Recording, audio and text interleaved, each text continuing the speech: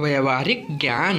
एक पंडित जी के घर में उनकी पहली संतान का जन्म होने वाला था।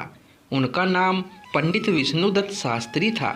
पंडित जी ज्योतिष के प्रकांड विद्वान थे और उन्होंने दाई से कह रखा था कि जैसे ही बालक का जन्म हो, नींबू प्रसूति कक्ष से बाहर लुढ़का देना। बालक जन्मा, लेकिन बालक रोया नहीं, तो दाई ने हल्की सी चपत उसके तलवों में दी और पेट को मला और अंततः बालक रोया। दाई ने नींबू बाहर लुढ़काया और बच्चे की नाल आदि काटने की प्रक्रिया में व्यस्त हो गई। उधर पंडित जी ने गणना की तो उन्होंने पाया कि बालक की कुंडली में पितृहंता योग है, अर्थात उनके ही पुत्र के हाथों ही उनकी मृत्यु का योग है। पंडित जी शोक में डूब गए और अपने पुत्र को इस लाछन से बचाने के लिए बिना कुछ कहे बताए घर छोड़कर चले गए। 16 साल बीते। बालक अपने पिता के विषय में पूछता, लेकिन बेचारी पंडिताइन उसके जन्म की घटना के विषय में सब कुछ बताकर चुप हो जाती, क्योंकि उसे इससे ज़्यादा कुछ नहीं पता था।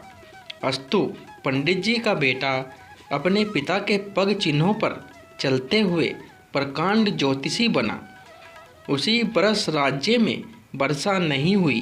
राजा ने डोंडी पिटवाई, जो भी वर्षा के विषय में सही भविष्यवाणी करेगा उसे मुँह मांगा इनाम मिलेगा, लेकिन गलत साबित हुई तो उसे मृत्यु दंड मिलेगा। बालक ने गणना की और निकल पड़ा, लेकिन जब वह राज दरबार में पहुंचा तो देखा एक वृद्ध ज्योतिषी पहले ही आसन जमाए बैठे हैं। राजन, आज संध्या काल में ठीक 4 बजे वर्षा होगी, वृद्ध ज्योतिषी ने कहा। बालक ने अपनी गणना से मिलान किया और आगे आकर बोला, महाराज, मैं भी कुछ कहना चाहूँगा। राजा ने अनुमति दे दी। राजन, वर्षा आज ही होगी, लेकिन 4 बजे नहीं, बल्कि 4 बजे के कुछ पलों के बाद होगी। वृद्ध ज्योतिषी का मुंह अपमान से लाल हो गया और उन्होंने दूसरी भविष्यवाणी भी कर डाली। महाराज, वर्षा के साथ ओले भी गिरेंगे और ओले 50 ग्राम के होंगे। बालक ने फिर गणना की। महाराज, ओले गिरेंगे, लेकिन कोई भी ओला 45 से 48 ग्राम से ज़्यादा का नहीं होगा। अब बात ठन चुकी थी। लोग बड़ी उत्सुकता से शाम का इंतजार करने लगे। 3:30 तक आसमान पर बादल का एक कतरा नहीं था, लेकिन अगले 20 मिनट में क्षितिज से मानो बादलों की सेना उमड़ पड़ी। अंधेरा सा छा गया, बिजली कड़कने लगी, लेकिन 4 बजने पर भी पानी की एक बूंद न गिरी। लेकिन जैसे ही 4:02 हुए, धारासार वर्षा होने लगी। वृद्ध ज्योतिषी ने सिर झुका लिया।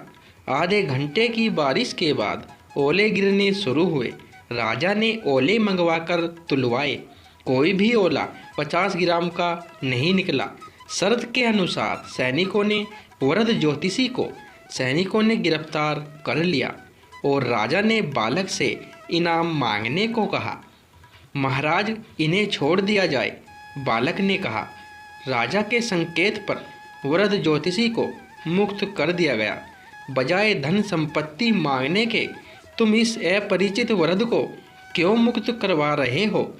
बालक ने सिर झुका लिया और कुछ क्षणों बाद सिर उठाया तो उसकी आंखों से आंसू बह रहे थे, क्योंकि ये 16 साल पहले मुझे छोड़कर गए मेरे पिता श्री विष्णुदत्त शास्त्री है। वृद्ध ज्योतिषी चौंक पड़ा।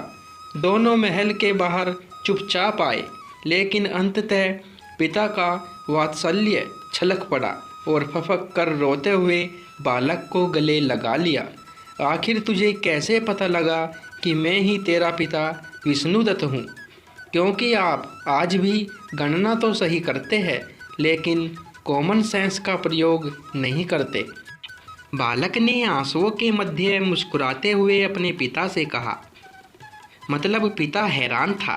वर्षा का योग 4 बजे का ही था, लेकिन वर्षा की बूंदों को पृथ्वी की सतह तक आने में कुछ समय लगेगा, कि नहीं, बालक ने कहा।